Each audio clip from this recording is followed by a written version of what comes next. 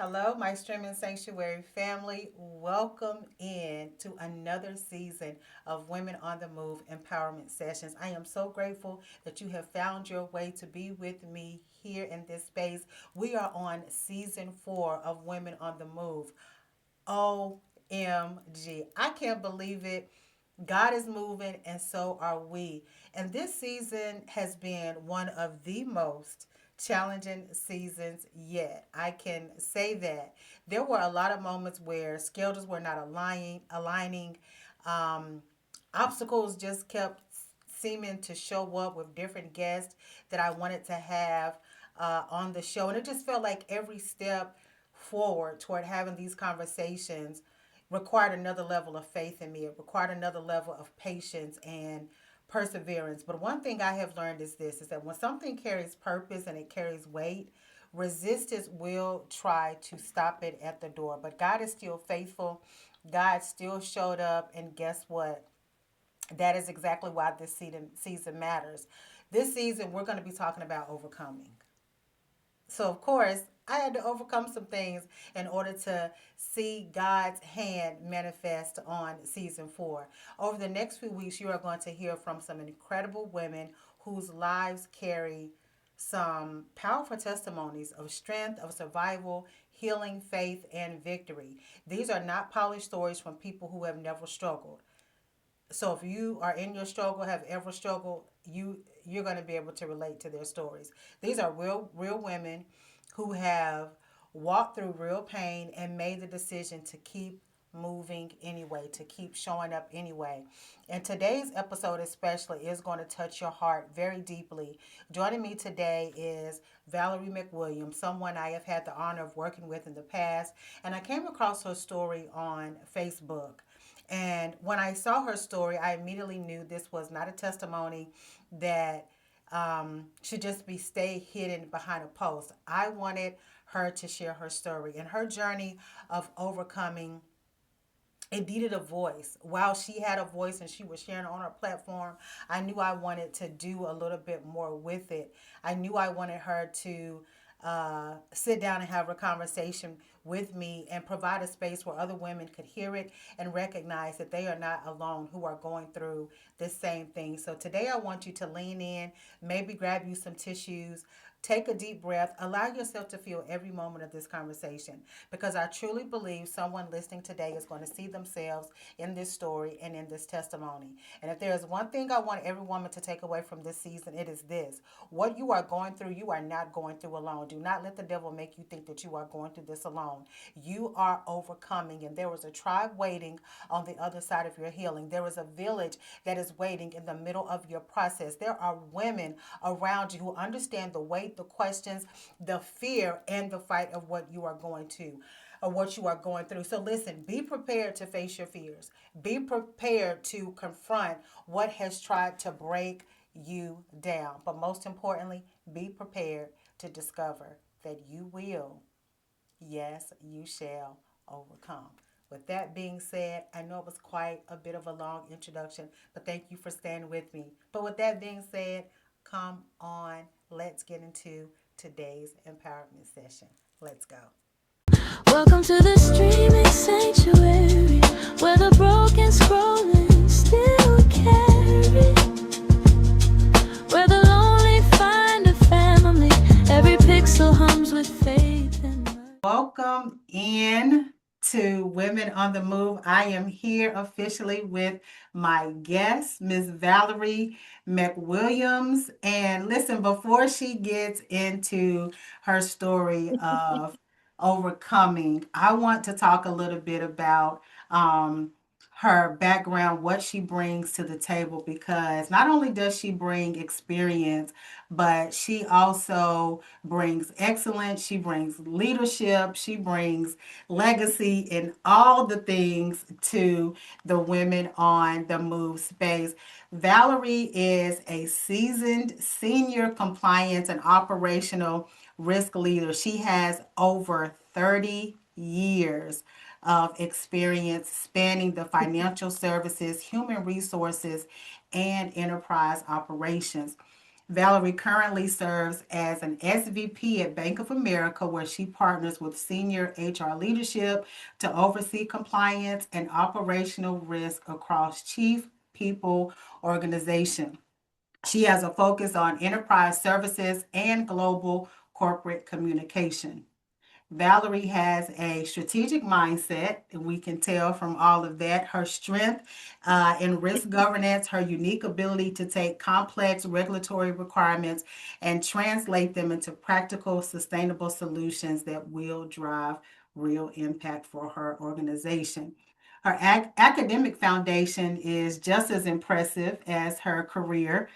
She holds a Bachelor of Science in Mathematical Sciences with a computer science concentration from Clemson University, along with both an MBA and a Master of Science in Organizational Change and Leadership from Pfeiffer University. She is also PMP certified, which further reinforces her excellence in execution and leadership. And her impact does not just stop in the boardroom. So she takes it a little bit further, which we all love. She's a deeply committed to service and community. In some ways that she shows that is by being a proud member of the Delta Sigma Theta sorority for over 31 years. And she actively invests in initiatives that uplift and empower. She also serves on the board of advisors for Crittenden. Did I say that Crittenton. right? Okay. Crittenton. Mm-hmm. And dedicates her time to education and youth focused efforts that create lasting change. And at home, she does have a home life as well with all of that. Valerie is definitely, she's grounded in her faith. She's grounded in her family. She resides in Charlotte, North Carolina. She is a devoted wife to her husband Sheldon of 11 years, and she's an active member of Second Calvary Baptist Church. So, listen, I've read everything for you, but this is the kind of wisdom that you definitely take the time to lean in for to get everything that you can. So, thank you, Valerie, for joining me in this space. I give you a warm, well-deserved welcome to Women on the Move. Thank you. Thank you for that warm welcome. I certainly appreciate Yes, it, Alicia. yes, yes. So today, Valerie, you're going to take us on a powerful journey of overcoming, and one that I believe is going to challenge us, is going to inspire us, and speak directly to where so many people are right now. Reading your bio, most women would probably think, well, she has accomplished so many things in her life. What else could it be that she has to possibly overcome? And maybe they think that is the overcoming.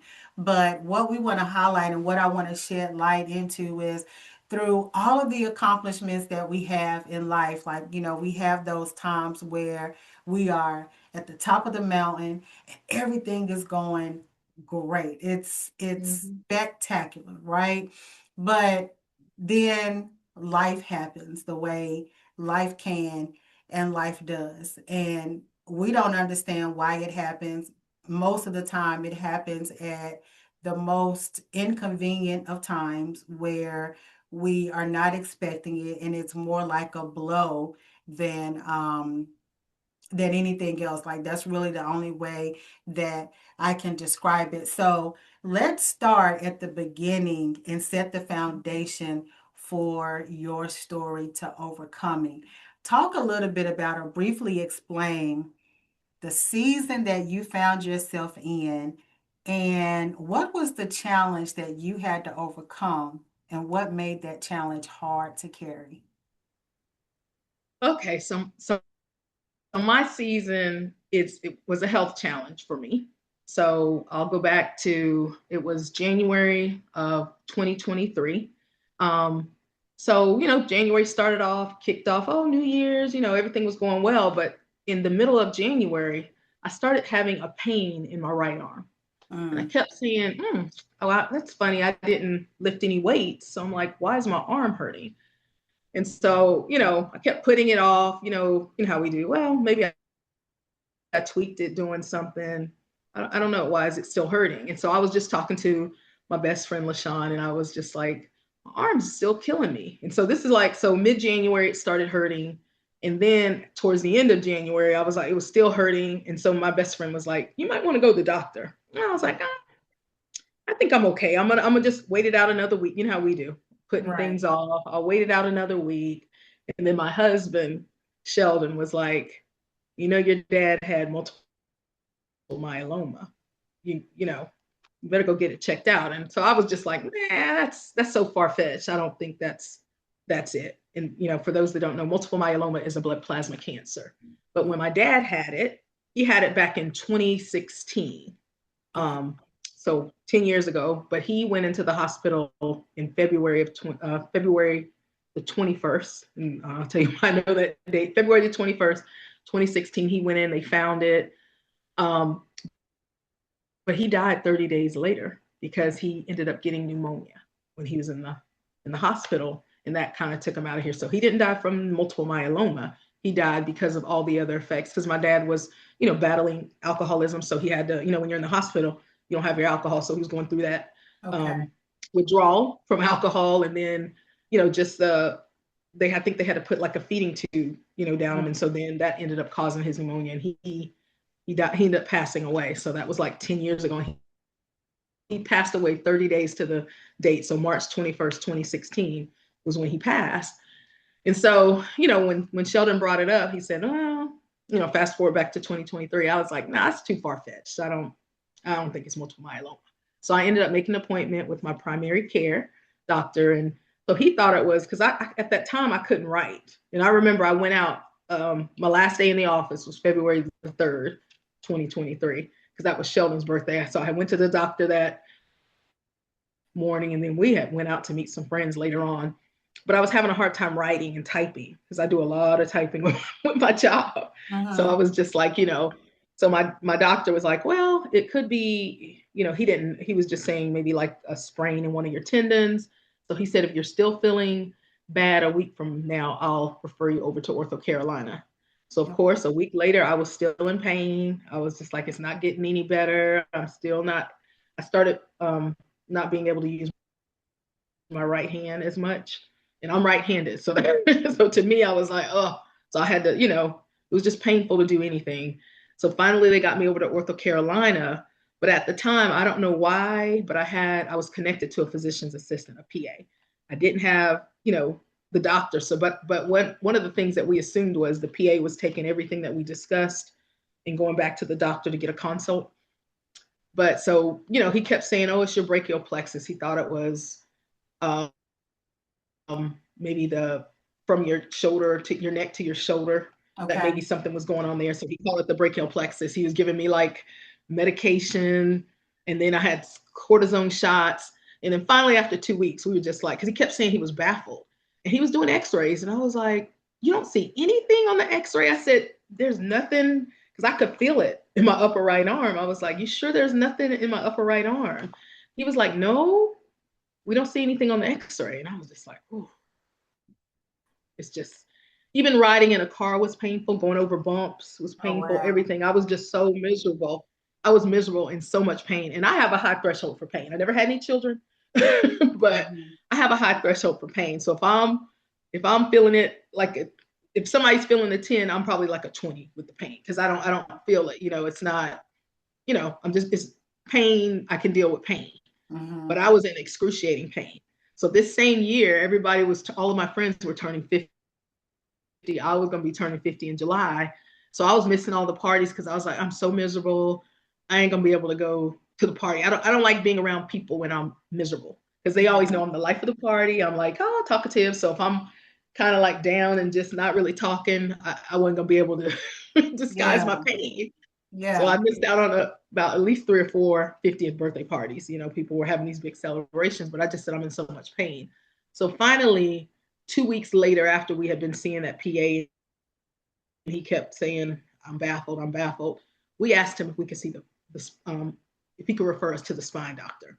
Because, once he was talking about, it's with your brachial plexus, I was like, well, so we went to the spine doctor, and they gave me an MRI. I remember going through that little tube, And I remember him calling me. It was on a Thursday because I was I think I was in Lidl or something. And I was Mhm. supposed to go into the office to see him that Friday, but I guess maybe he didn't want to go into the office that Friday. But he was just like, he called me on my phone and he was like, I just want to give you some information, but I don't want you to be alarmed. We looked at your MRI and we see some lesions on your ribs. And I'm looking like, lesions. So, Mhm. I've never had any ailments or anything. I've always been healthy. I always just go once a year Yeah. to get my Yeah. checkups. So when he was saying he saw some lesions on my ribs and he asked me, have your ribs ever been broken? And I'm like, no, I've never had any broken bones. Mhm. So then that's when he said, well, I don't want to alarm you, but when you have lesions, sometimes that's an indication of cancer.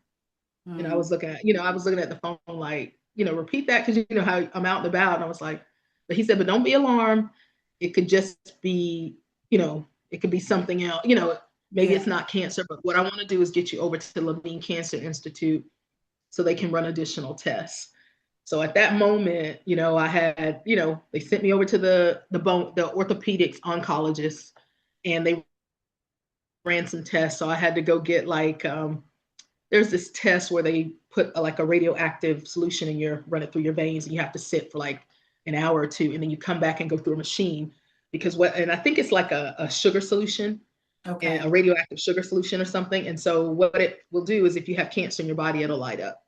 So Mm. I was waiting on those test results because I went through like a series of different tests. I felt like a little lab rat at that moment. Yeah. I can Yeah. imagine. Yeah. And so, and I think I was waiting on him to call me, but my sister was like, well, did you look on how I'm one of these people, I don't like to look on the portal because my brain might overthink some things. So I'm Yeah. one of those, well, let me just let's let the doctor do his duty. I'm not, my sister she likes to research things and be on that WebMD. Me, I'm just like, it's too much information. Let Yeah. me talk to a doctor and I'll ask them questions. I don't want to just go out there and be thinking I'm dying tomorrow, Yeah. because of what you're reading. But I did look because they wanted me to look. And so I was like, well, let me just go out here. And I saw that they did have a reference to multiple myeloma. They didn't call it multiple myeloma at the time, but whatever it was, I was like, I think they're saying I might have multiple myeloma. So when he called me the next day to tell me, I wasn't in shock because I already had seen it the day Okay. before. And Okay. so that's when he was like, you have it, and we're going to get you into a hematology oncologist. And that's when I got connected to Dr. Butani because she specializes in blood cancers. So multiple myeloma was mine. And then we set an appointment with her, and she's very patient. She was like walking us through everything. And I think, and multiple myeloma doesn't have phases. It's more just like, and that's the one thing is with the blood, at least with my multiple myeloma, there's not phases because people was like, well, what phase is it? What Mm-hmm. stages is it? So, Stage yeah. 1, 2, 3. And I said, it's totally different. And so, of course, my numbers were high to indicate that I had multiple myeloma. But one of the things is I had the one that impacts your bones. So, multiple myeloma, the blood plasma cancer, impacts your bone. It could either impact your calcium, your kidneys, because it has an acronym CRAB. So, calcium, renal, which stands for the kidneys, anemia, or bones. And I have the rare one that impacts your bones. So, Mm. what happened with me is the multiple myeloma or the cancer ate my little right arm out and my arm was broken. That's what I was feeling this whole time is I had a broken arm. And so so let me rewind that to you. So when I was even going to Ortho Carolina, they were sending me over to physical therapy to work my arm. And she was just rubbing on it and I was in so much pain. I said, oh, I'm not going to come back to physical therapy because I was in so much pain. But what they didn't realize is, and we're still trying to figure this out, is why they didn't see. They x-rayed my shoulder, they x-rayed my elbow, but they never x-rayed my Um, the humerus bone. and that's what And was so broken. it was broken. It was bowed out. It was like a little bow. So it was, yeah, Yeah. and that's what I was feeling. So when I got to Dr. Butani, she was like, well, what did the orthopedics oncologists, what did they say? What are they going to do about your arm? And I was like, they never said they were going to do anything about my arm. They just referred me to you. So of course she said, okay, let me get you back to Dr. Anderson. so he can make a decision on, we need to have surgery. We can't start your chemo until we have your arm stabilized. So of Because your course, arm is still broken. yeah, my arm's still broken at that moment, and I had like a sling on it. It was just the Oh God. worst ever. I was just like, I was walking around with a broken arm and didn't even know it. And this is like almost 6 weeks out now, right? Yeah, really 2 months. Let's see, because mid-January. Oh, I'm sorry. So I officially got diagnosed with multiple myeloma on March the 21st. Oh, okay. So So it yeah. was 2 months later that I'm walking around with this arm and going back and forth trying to figure it out, and just in so much pain. I'm having to lace, sitting up because it just hurt to even lay on my arm. I was trying to position myself. It was just, I was in a lot of pain, excruciating pain. But Wow. yes, so once we Wow. went back to Dr. Anderson, there was like a scheduling issue. And he was like, oh, we're going to have to wait. Probably, he was going to say another couple of weeks. Sheldon at that moment went out, said some expletives, and was like, y'all better figure it out. In so many words, because, Exactly. y'all overlooked this, and we should have been diagnosed. And, my mom was with us at the time. My mom had never seen, Sheldon's usually quiet. She had never seen Sheldon, rile up like that. So they went outside, consulted, and they came back, because this was on a Thursday. They came back, how does Tuesday sound? We were like, we'll take it. So they bumped somebody else off the schedule and put me in for my surgery. And so I had to get a titanium rod in my arm.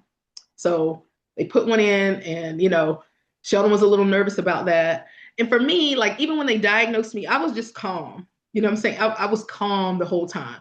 My mom was, she wouldn't let me see it, but she was nervous, like, oh my God.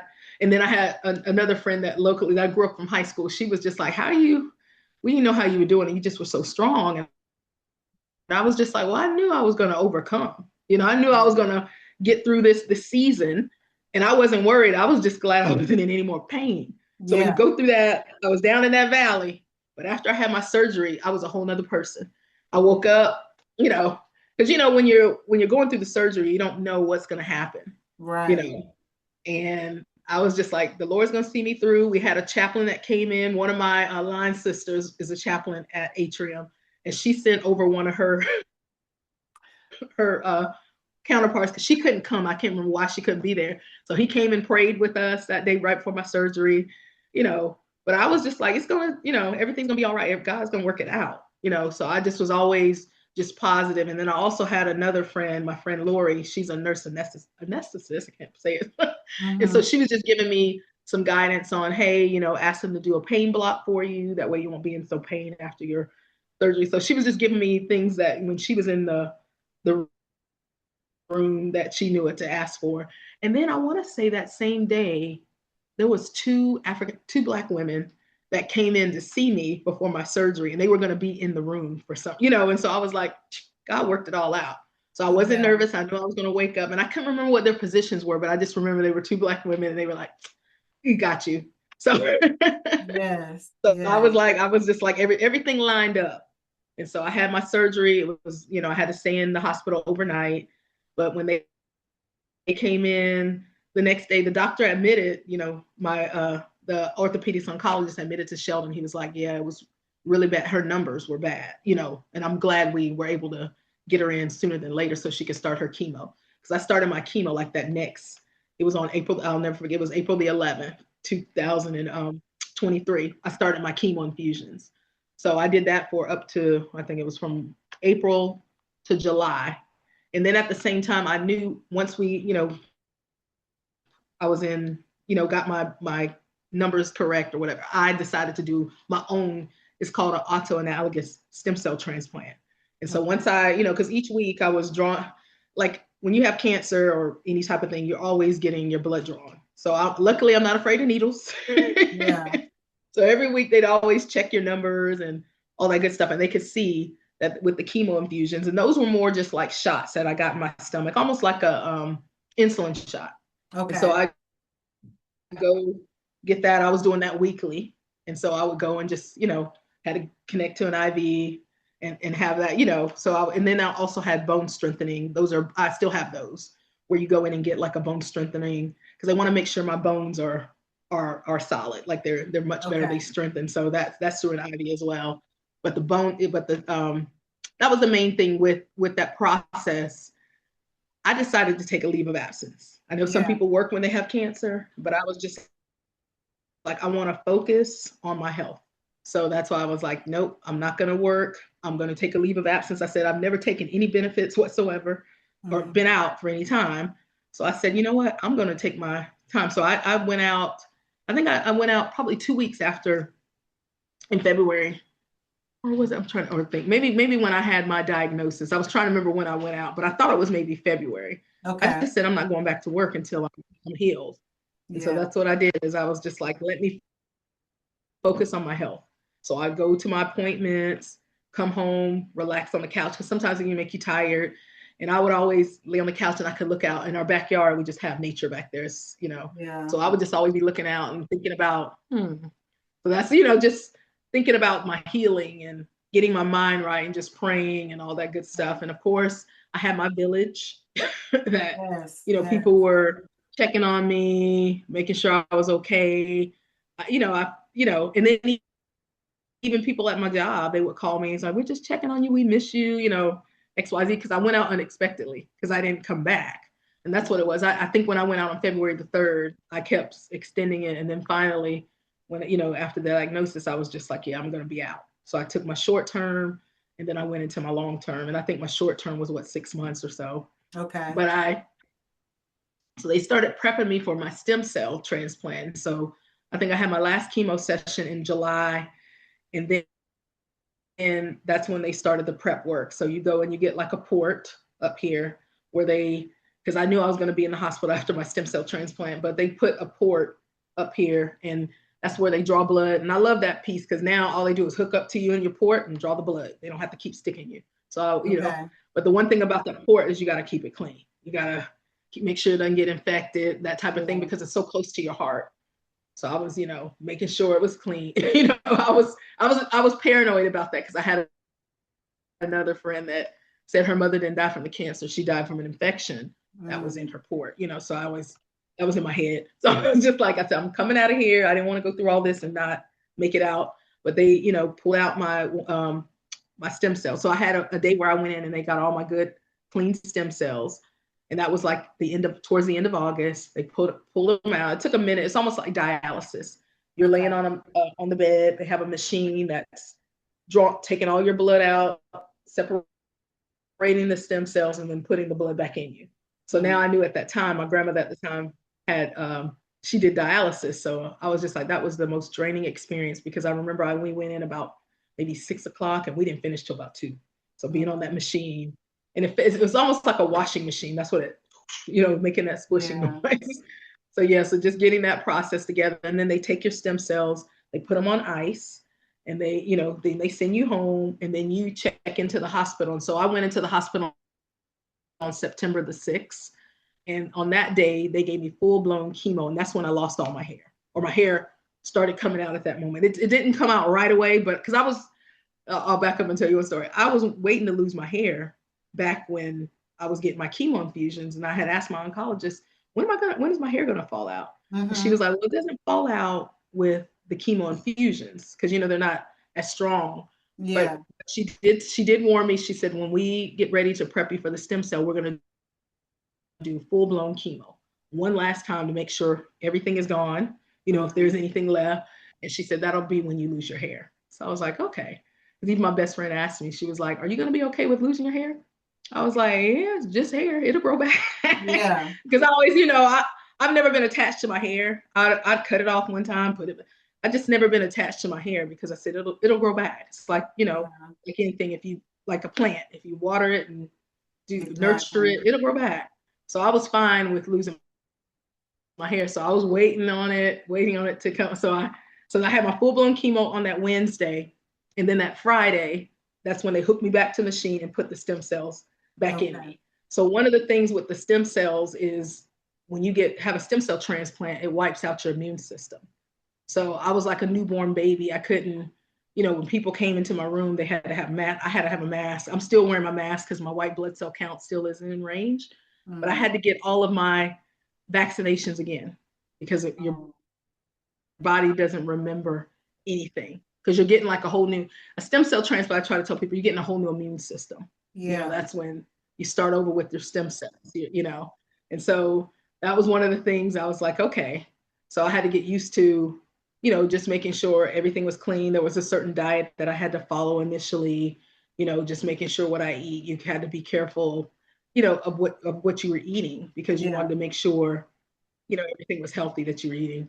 And then one of the other things that when I was in the hospital, I stayed in the hospital about 3 weeks because they, wanted to make sure you were good to go. So what I did is I made my hospital room just like my house. Like, I had my music going, I had some books to read.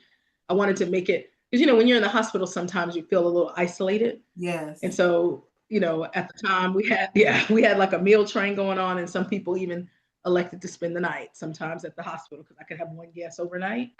So I had some of my friends circling in and my sorority sisters, and so they would come in. But one of the things that I did get when I was in the hospitals, I got throat sores. Like it was usually they want you to eat ice when you have your last bit of chemo because they know that you could get it. They said mouth sores, but I got mine in my throat, so I couldn't really eat, swallow. I just basically I didn't really want to eat because it was just painful. It's almost Mm-hmm. like it felt like glass in your throat and something's trying to pass down through Mm-hmm. your throat. So that Yeah. was the worst part of it was the throat sores. Wow. So I was just like, woo. So yeah. So yeah. And so then after that I had nausea. I was very nauseous after that because if I ate too much, it would come right. I'm very nausea. I can't deal with nausea. So Yeah. so I was just making sure I lost about from that time of coming out, I probably lost about 20 pounds. And so I was kind of worried that I was going to keep losing weight, but she said, "Oh no, you'll gain it. You'll right size back." And so I was like, Dr. Botani was right because I came back. Wow. So yeah, but yeah, so that was my overcoming. And then when I got out of the hospital, my mom came up to help me, take care of me, because Sheldon, he was still working. He was still doing things, working, trying Yeah. to hold it down. But, ain't nothing like your mama, making sure you're Exactly. eating right. And one of the Exactly. things my mom, she did not let me wallow in woe is me.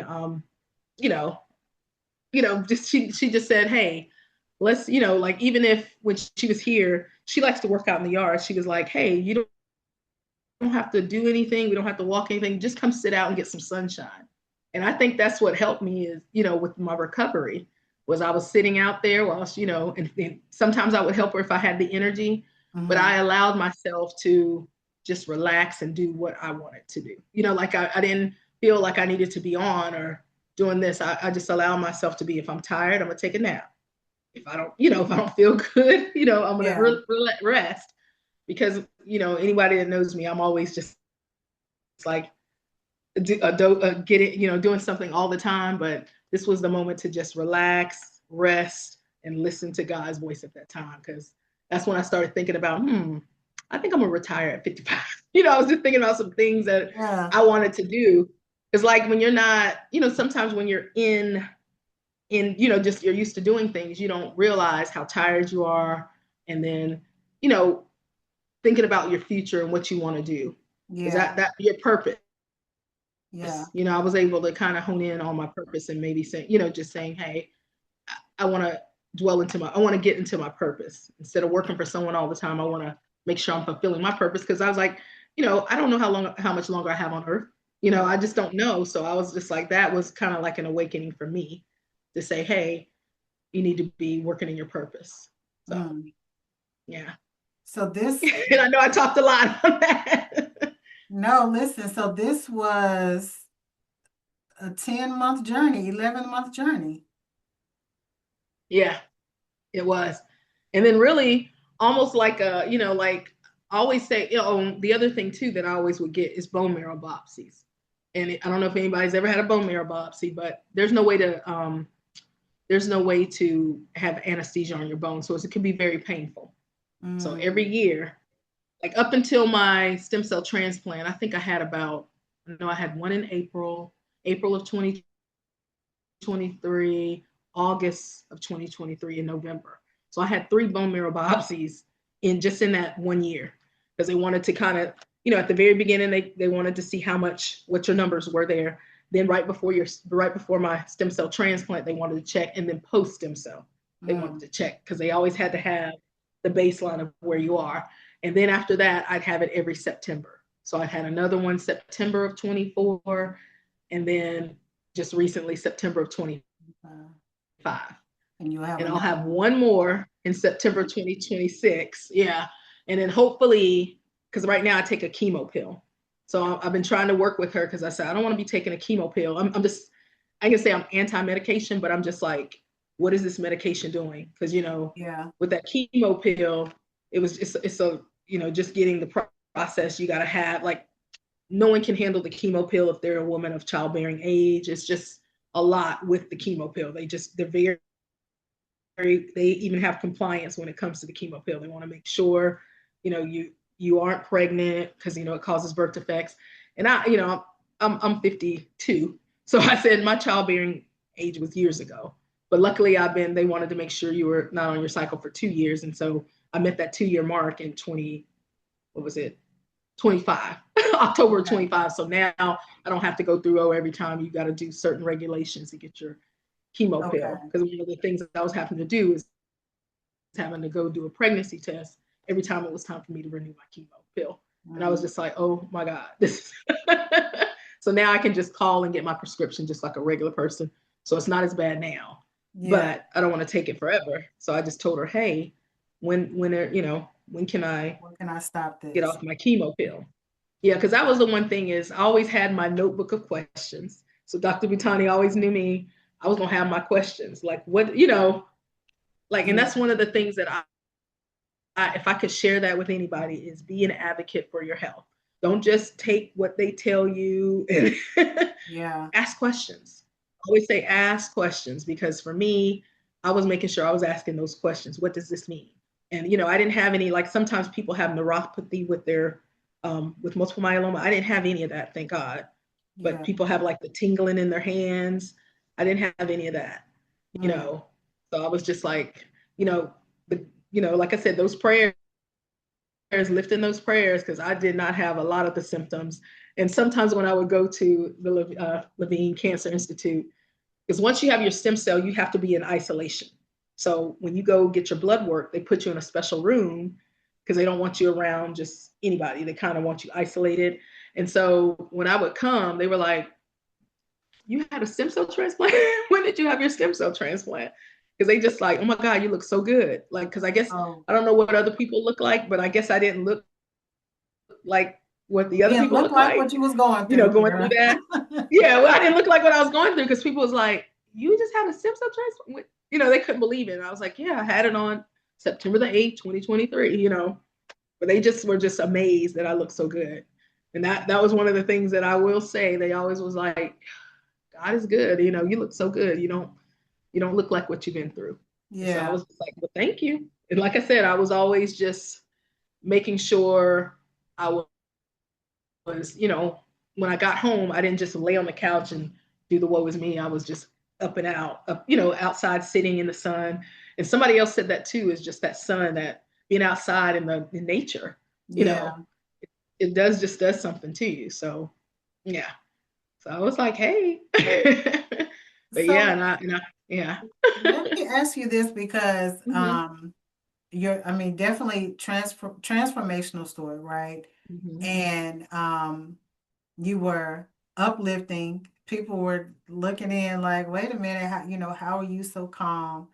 And how are you able to Hmm. just kind of keep your thoughts collective? And you shared with us, some things like just being at home and looking outside and praying and just, getting refocused, understanding, hey, look, there's purpose on the other side of this, there's purpose in this.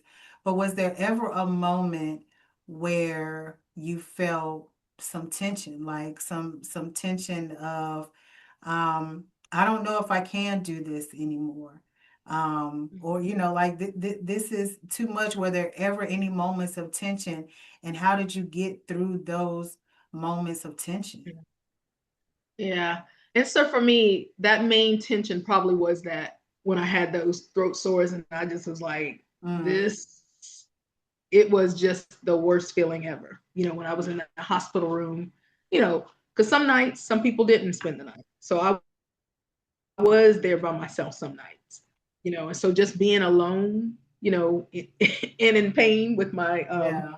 my throat, I was just like, but like I said, I just relied on God. I was just like, I need to I need to dig deep, be Yeah. strong, because I was Because, just like, I can only imagine because I think like two things I can't deal with in life that it's a headache and mhm, a sore throat. Because both of okay, those things was just like, just sit me down somewhere.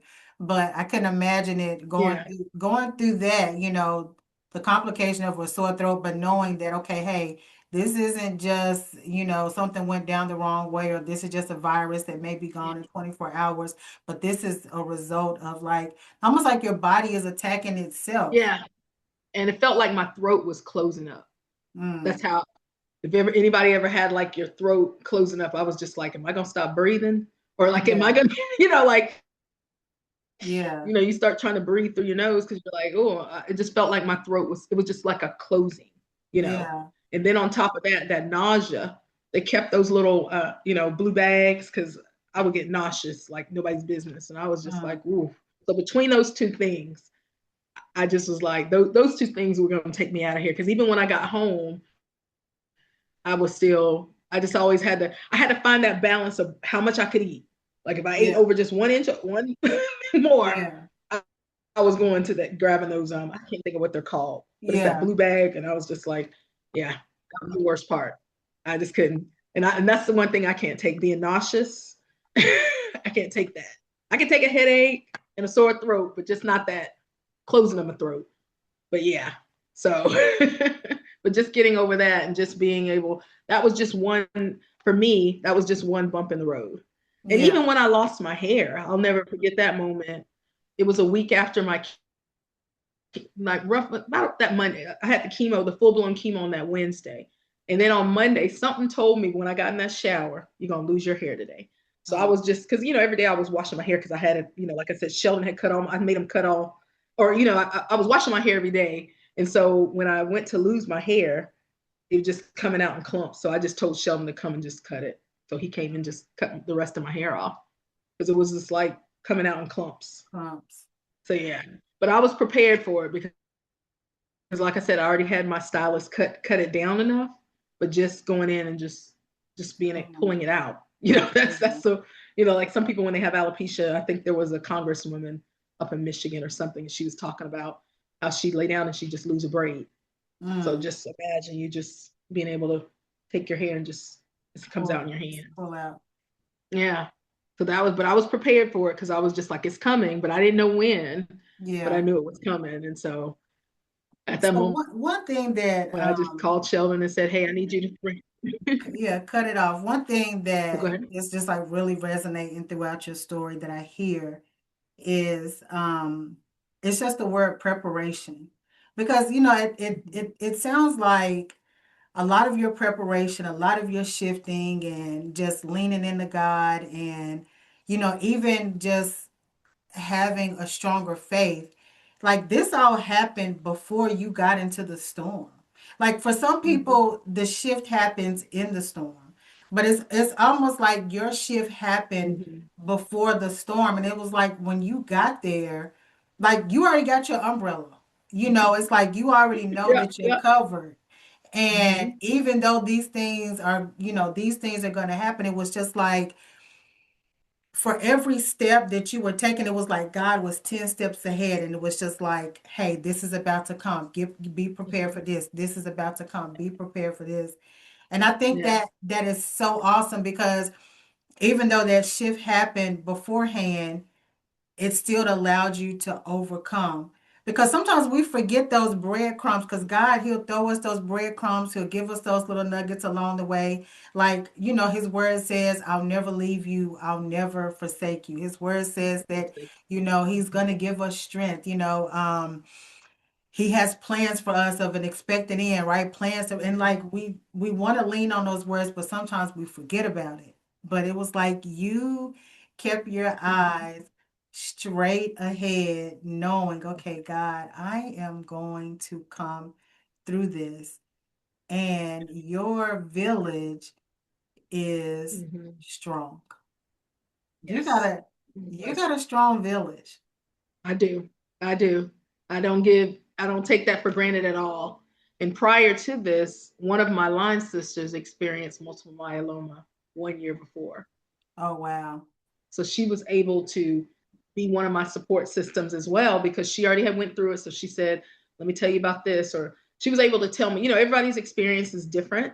So she Yeah. could tell me what she went through. So if it happened to me, like I think she said one thing that she had, but I didn't experience this. She said everything tastes metallic after, Mm. you know, but I didn't experience that, thank God, because I'm a foodie and I love to eat. So I'm like, thank God I did not experience the metallic tasting, know, that was one thing that I was just like, wow, thank God. And so that was just, another part of the preparation that God put in front of me is because I do remember her, like we had I think an email chain or something. And I do remember her sending something else, but I didn't register multiple myeloma. I knew it was a cancer. And so my best friend was like, I think our line sister Kim had multiple myeloma. I said, really? I said, I don't remember, and Mhm. I'm not good. My memory's not, I don't be remembering this. My friend, my best friend, she always remembers everything. So we went back through our emails. And so I reached out to her and, asked her questions. And so we became closer as a result of that. Cause when you leave college, you kind of, everybody's Yeah. doing their own thing with families and children, but I was able to reconnect with her through our journey of multiple myeloma. And I said, what are the chances that two people on the same line, Exactly. multiple Divine myeloma? Yeah. divine connection. Because Divine connection. God is intentional. And Mm-hmm. yeah, when he says all things will work together for the good of those that love him, he really means that. And it's awesome that you were able to go in and collect those dots and to know, okay, hey God, you are in this with me. So were there Yeah. any other like uh disciplines or like determined decisions that helped you in this journey just to stay anchored? Like anything, like if I don't do anything else today, I gotta do this to keep my mind anchored in God. And yeah, with anchored in God, like I just always made sure I was in the word reading. And so for me, just the meditation and the reading of the word, that took me through a lot, and it was just more being able to sit and focus on that because sometimes when you're in the busyness, like Mm-hmm. you don't get to hear some things. And Yes. so me just sitting and hearing, I know what I'll be doing Mm-hmm. after I leave my current job. And so Amen. because one of the things is I always knew my spiritual gift is teaching. I love to teach, coach, mentor. That's just something I always love to do. And so, he gave me some nuggets when I was, down and out and, my leave of absence and Okay. healing. He gave me some nuggets that I'll be taking into, what I'll be doing with my purpose. So I'm just like, just grateful for that. So God was Just doing, he always, was doing a you deeper know, work on the inside of you during that time. So exactly, that's what he exactly, was working on exactly. in you. And that's because that's not happening around you. That's Oh happening no. in you. So you were able to, you had already connected to your gift of teaching. You knew that, but now you're Hmm. connecting Yeah. to purpose and Purpose. understanding how God is going to build that out. Exactly. That's Exactly. awesome. It That, is. So I'm just like, there's more to come. This isn't the end of my story. Like I tell, some people, they might think cancer is a death sentence. I never viewed cancer as a death sentence for me. I just was like, I'm here, there's purpose. And like even now with my church, because I recently joined, I've been attending Second Calvary, then, the pandemic happened because I used to be a part of the park ministry. Sheldon okay. thought the church was too big, and I was like, okay, we need to find another church home. So we kept visiting different churches. Then the pandemic hit, and then after the pandemic, my cancer diagnosis, so I was once again in isolation. So this Yeah. time I was like, you know what? I'm better now. I'm joining Second Calvary. So I joined the church. And one of the things, the first ministry that I joined is the Two Health Ministry. So that's the Okay. ministry that helps around health. And so I'm an advocate for health. I feel like, I even have conversations with my doctor, like my OBG. Before this, I was like, when we get diagnoses or diseases, it's always aggressive in Black, Yeah. you know, Black and brown people. So I was like, we cannot afford to sit back and wait, you know, Mm-hmm. kind of like I was doing initially, like, oh, let's just give it another week. I wasn't waiting a long time, but I'll, Yeah. just like, oh, give it another week. We got to be intentional about going. And just Mm-hmm. recently, one of my good friends, I didn't realize, she's never had a colonoscopy. So I've Mm. been on her about, you're 53. You should have Yeah. had it at 45. I've already had Exactly. I'm like, two. I've already had two. yeah. So I was just like, and then I found out one of my other line sisters never had one. She just recently had one. But then she also had a sister with colon cancer. And I'm like, we cannot sit back and Yeah. ignore things. We got to be advocates for our health. Yeah. And if you're not getting something, like with me, we weren't getting anything with that physician's assistant. We asked for another referral. So Yeah. don't be afraid, that you're going to hurt somebody's feelings or hurt the doctor's feelings because you asked to see somebody else. We can't afford Exactly. to sit and go week after week and not understand what's going on with us. We got to Exactly. be fighting. And if you're not getting what you need with one doctor, make sure you go and talk to someone else, because we can't afford to sit and wait, Yeah. because it gets aggressive in us. And I was Especially just when glad. you're in pain, like, and you know how Yeah, your body is supposed to be working, and my yeah, body is not yeah. working right, and And my story was consistent. It's my upper right arm. I'm in pain. My story never changed, yeah. and I kept saying it's my upper right arm. Like, you don't see anything? Are you sure? Like, I was, I was just like, we got to get out of here. We got to find someone else. Because Wow. we were trying to get another doctor, but it was going to take another month to see like another orthopedics, Hmm. at Ortho Carolina. So that's when we were just like, can you refer us to the spine doctor? And we were able to get in pretty quickly with him.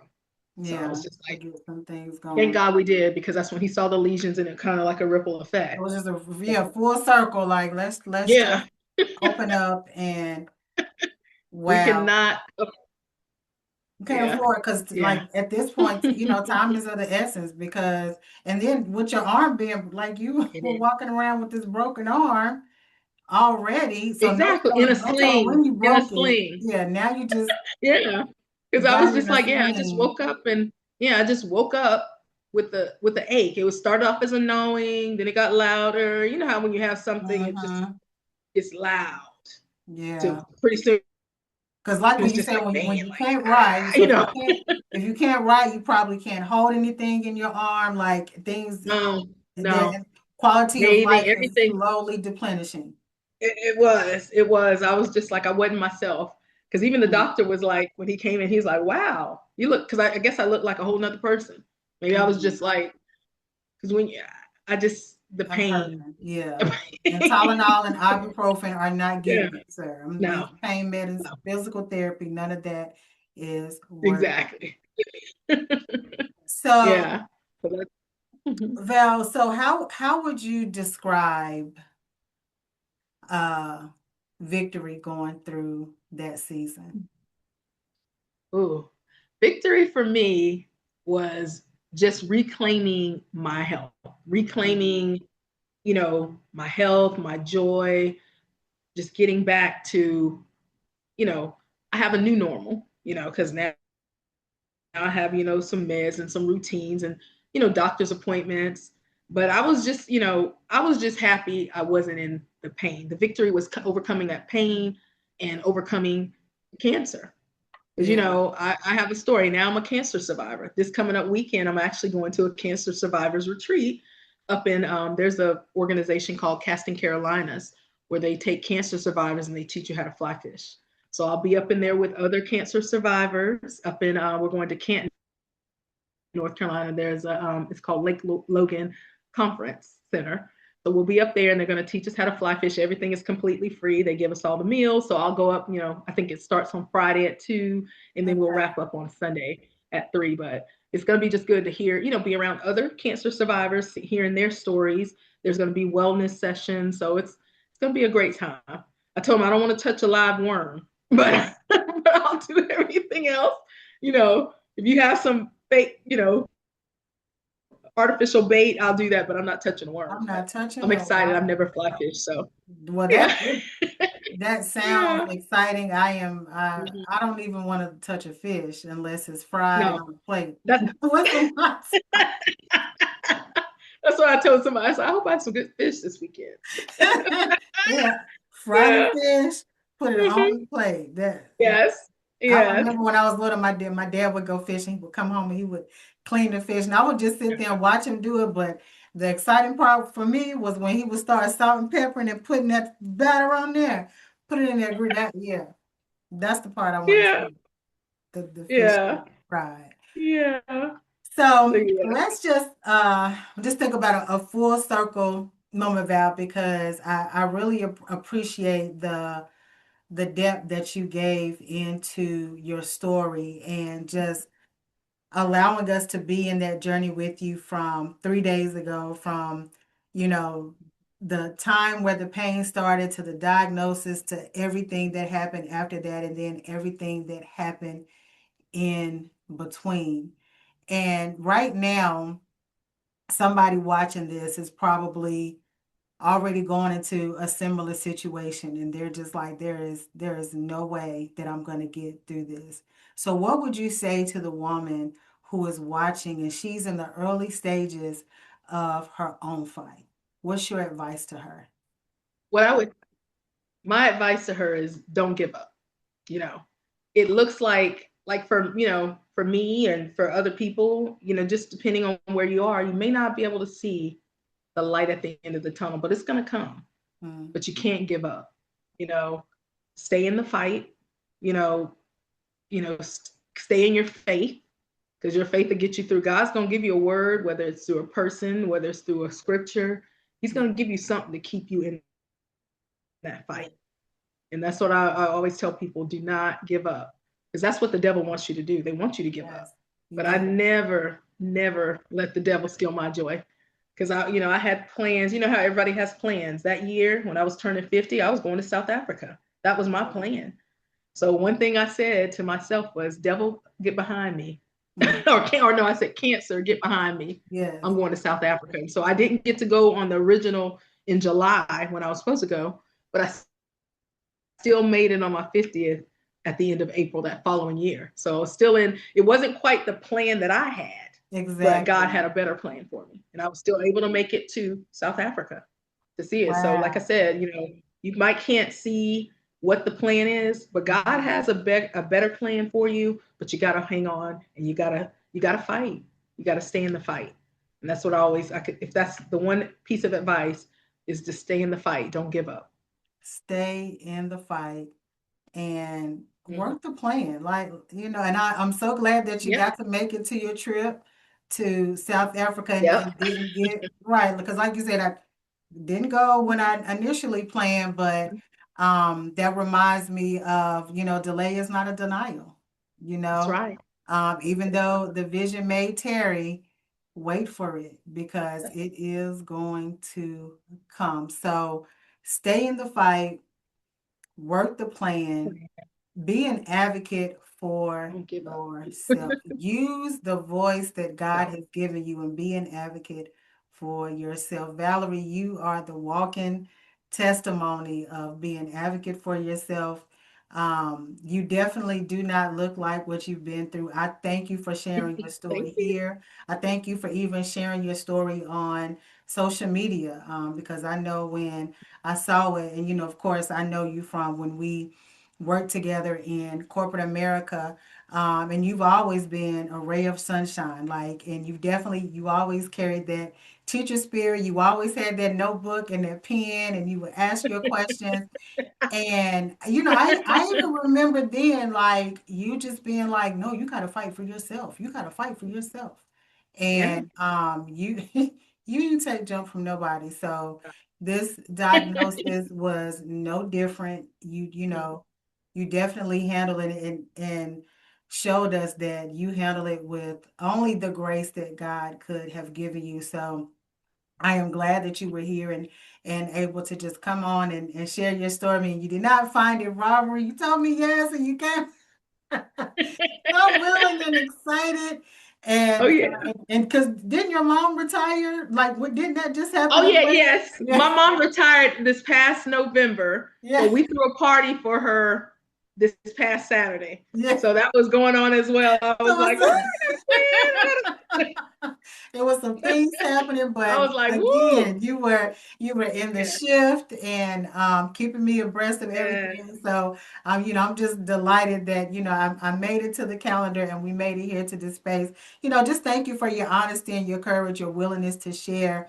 Um, not just the end of the victory, but your process and how you get through it, how you got through that victory. I know for myself personally, I'm gonna remember this story, like, and I'm not gonna take health for granted. Like, and that's something that I've already been trying to yeah, do over the past few years. And I remember even when you talked about how when you went into the surgery and you had the two black women that were there, because I remember a few years ago when I yeah, had to have a surgery, I remember just praying and I was like, God, I want women who's going to be in the room, who's going to understand me.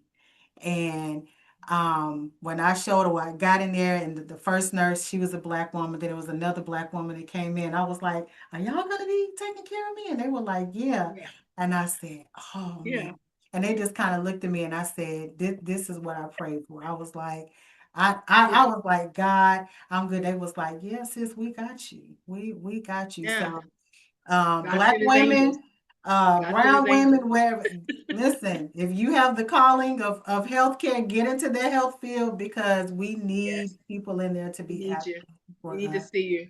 Yeah, Exactly. we need you because sometimes we don't know how to articulate and define what's happening, and you can always Hmm. help us out. So, thank you for sharing that process with us. Thank you for sharing your shift. Thank you for sharing your love of God and your relationship with Him. Not just, where you ended up, but how you walked it out. You are definitely the definition of a woman on the move, and I know nothing is going to stop you. Thank you. Thank you for inviting me. It was great having this conversation with you, Alicia. And I know I can't wait, to see what other things your podcast does. So thank you so much for having me today. Amen. Every amen feels like open doors. Heaven